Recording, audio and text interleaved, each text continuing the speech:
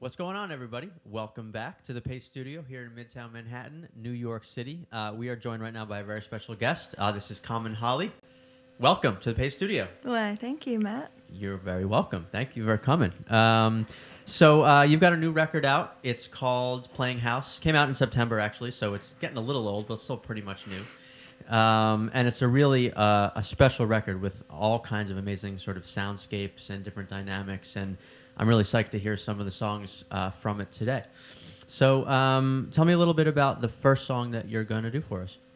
So I'm going to start off with a track called New Bed. It's actually the closing song of the album. So fitting that we should open with it today. Yeah. And New Bed is actually a song I wrote when I was 16, maybe one of the first songs I wrote that I actually liked. So it's kind of funny that I'm still doing it. Yeah. But I think I've kind of rearranged it in a way that functions and has functioned well in the album. So I enjoy playing it again. I'm not too sick of it. Yeah. Well, you did put it on the record, so you must figure you were going to have to play it a lot at that point. Yeah. I guess so. Let's say I figured that I thought about that in advance. Yeah.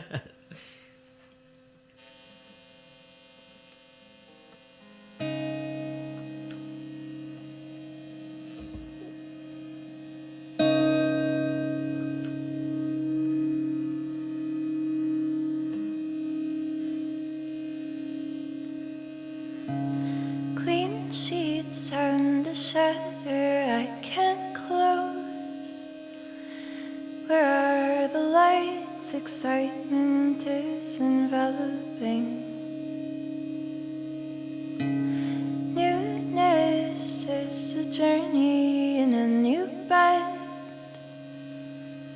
Goodbye, old friends, and hello, strangers.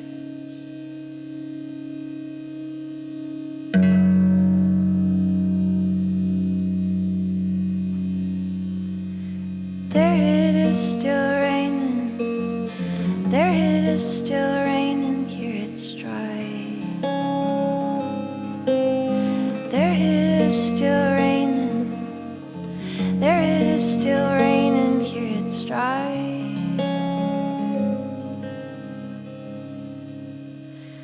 I feel that we will get along just fine if everything goes the way I have in mind. I feel that we will get along this time. This situation will work out just fine.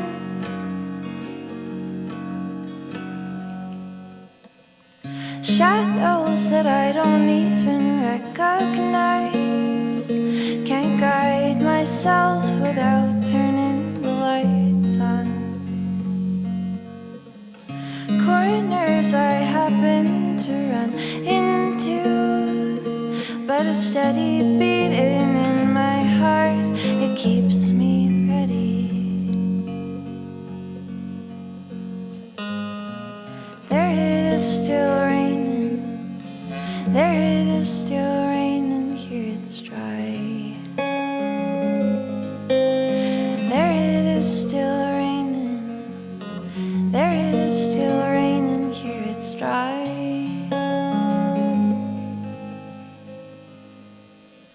I feel that we will get along just fine if everything goes the way I have in mind. I feel that we will get along this time.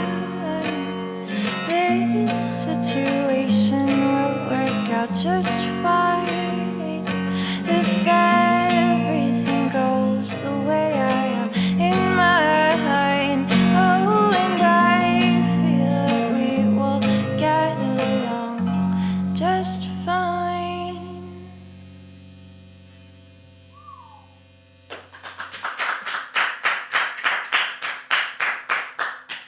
Thank you so much.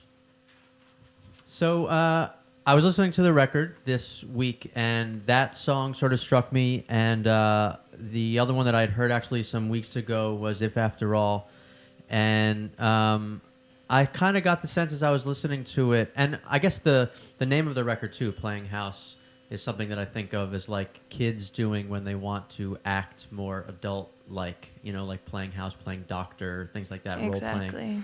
Is that idea of maturation or like bridging childhood to adulthood something that is integral or stretches over the course of the record? Yeah, definitely. I mean, as you say, playing house is this idea of trying to be, I think, further along than you are. It's this idea of like having this solidity and this security somewhere out there that you can have now, which maybe doesn't necessarily fit where you're at in your life. Yeah. And the whole record is about a relationship, a really long relationship that I had when I was quite young, like between 18 and 22. So it was definitely a period of development, and I think I was grasping for something, for some kind of solid future, when really, like, as the development was happening, it no longer was appropriate.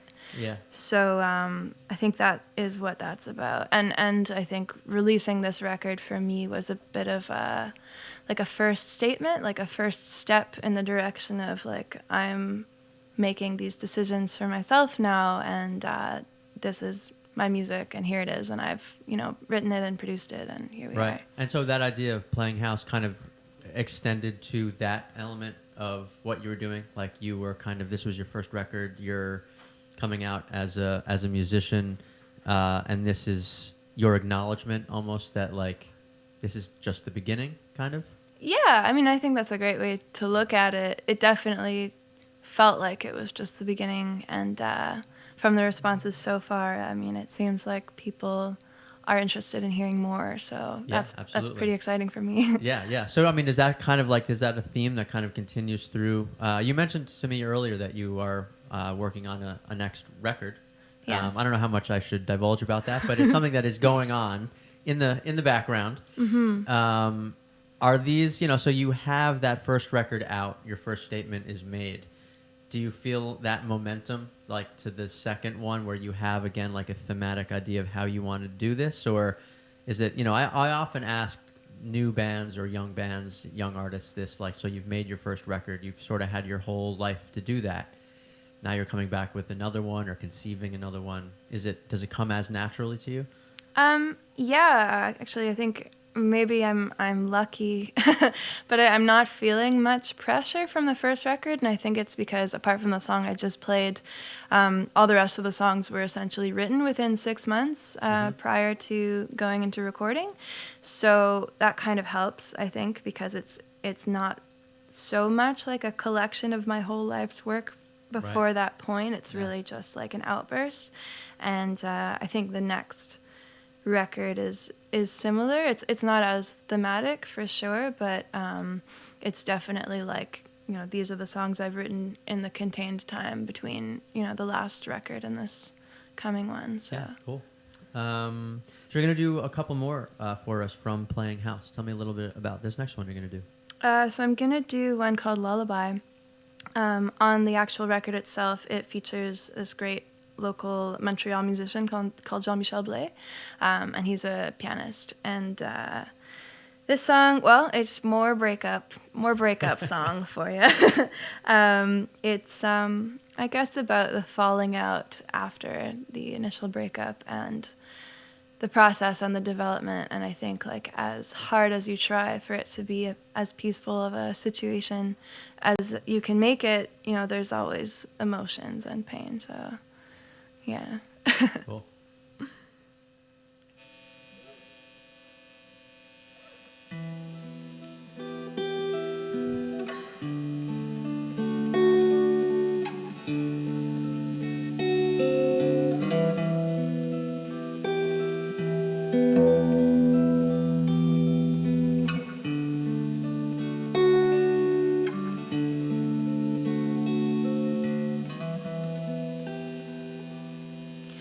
It doesn't make a difference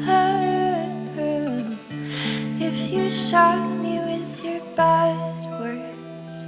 All of that I've forgotten by the end of the day. I'll be kissing the ground to know you're okay. Kissing the ground to know you're okay.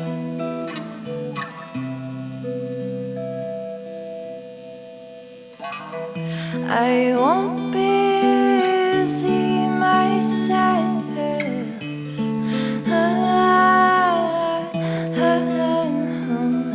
If you're busy undermining all the things I had to say, I know it would have been wrong for me to try to stay. It would have been wrong for me to try to stay. And I will love you when the snow goes away. I will love you when the snow goes away. So if you give me your bad words, I'll take them quietly. They show me your pain, not a reflection of me. Come out, wherever you are, my friend. It's safe, safe. Come out, wherever you are, my friend. It's safe.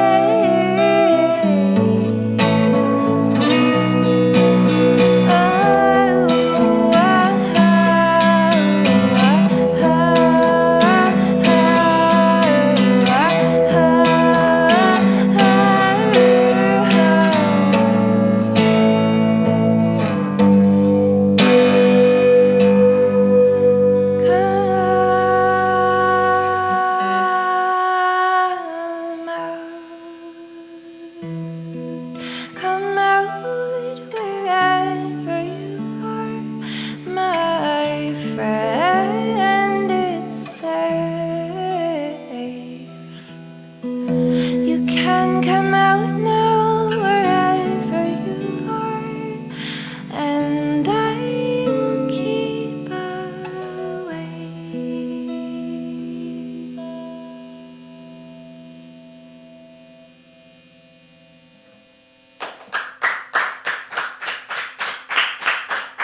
Thank you.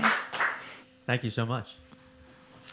So, aside from the kind of the lyrical elements of the record, on the other side, I like to ask about the musical element. And when I was listening to the record, I was particularly struck by a lot of these like sort of ambient noises that were invading my headphones from all directions, like instrumental noises, kind of scraping kind of string noises, but also like voices sort of coming out of nowhere, to like making me like look around and wonder like if someone was standing next to me trying to say something. How did those become part of your system, or part of the process of putting these songs together, all of these kind of ambient sounds?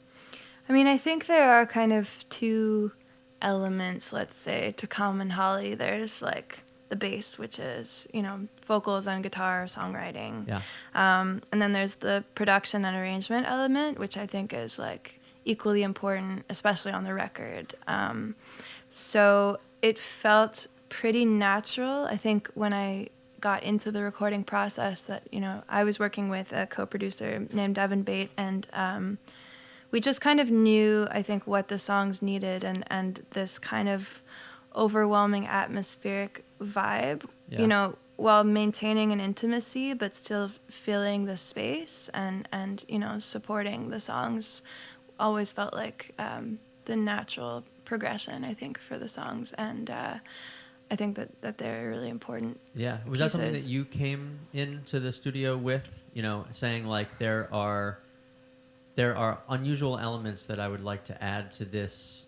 You know, it's not that it's a conventional format, but it's like, as you said, like voice and guitar. And then these sounds that kind of really color. It's almost like a subconscious experience in a way to listen to the music. There are these things that come into your head as a listener that you feel like you didn't see coming and you can't quite control.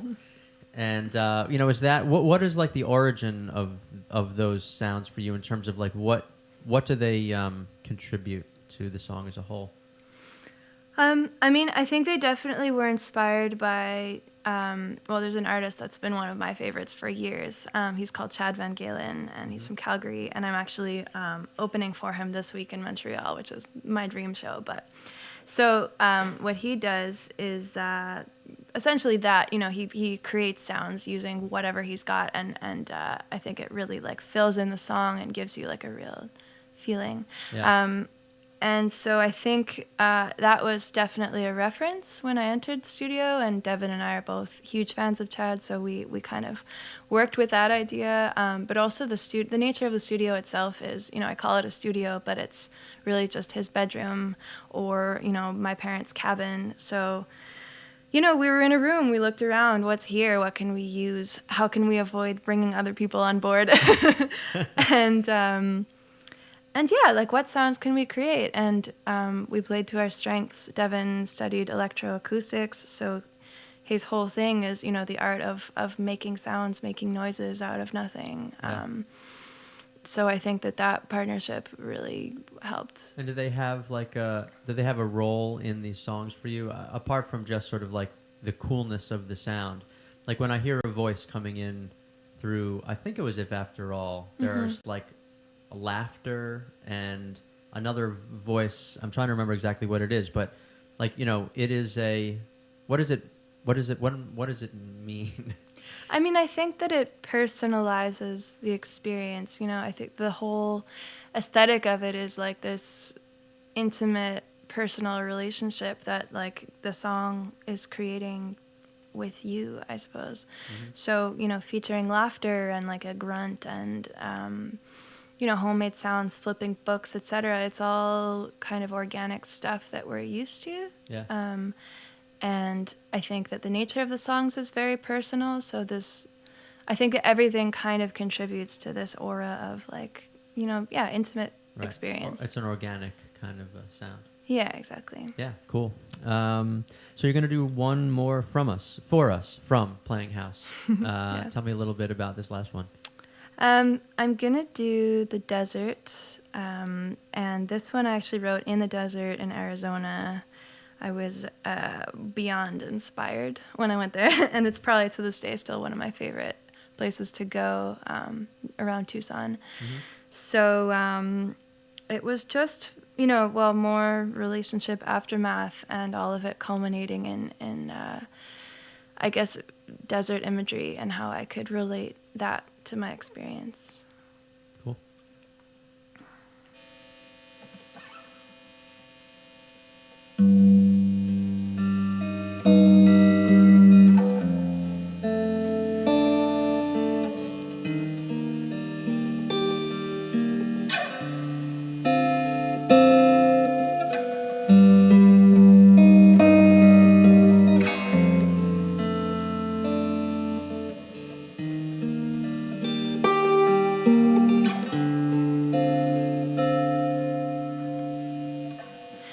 I went into the desert and I missed him. Don't know if it was the mountains asking questions. I went into the desert and I held him.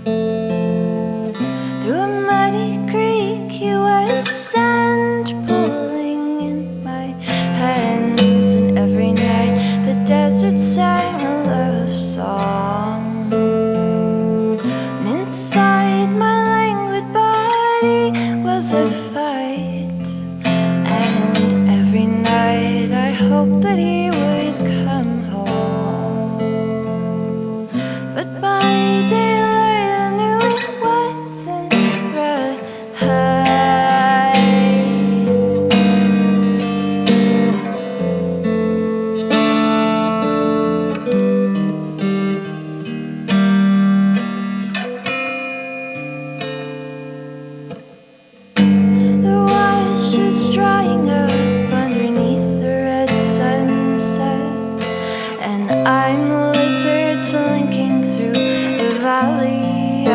regret.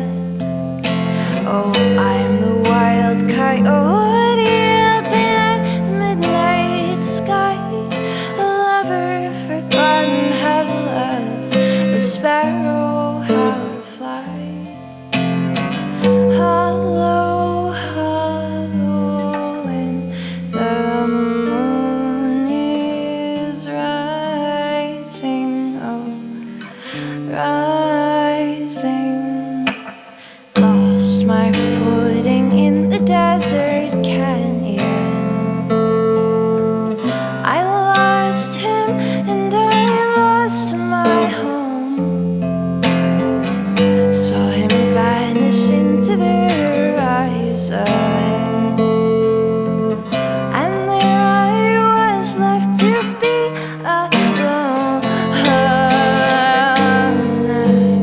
Hollow, when the moon is rising, oh, rising.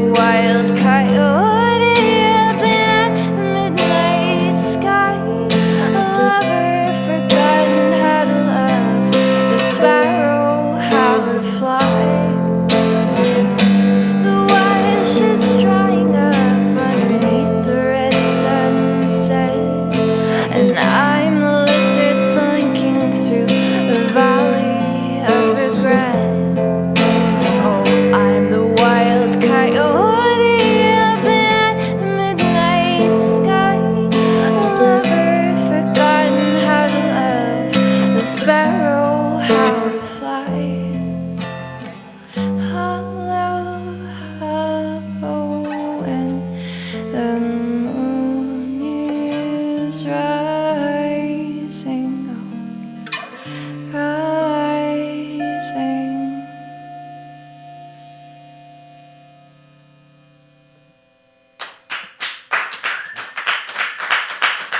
Thank you.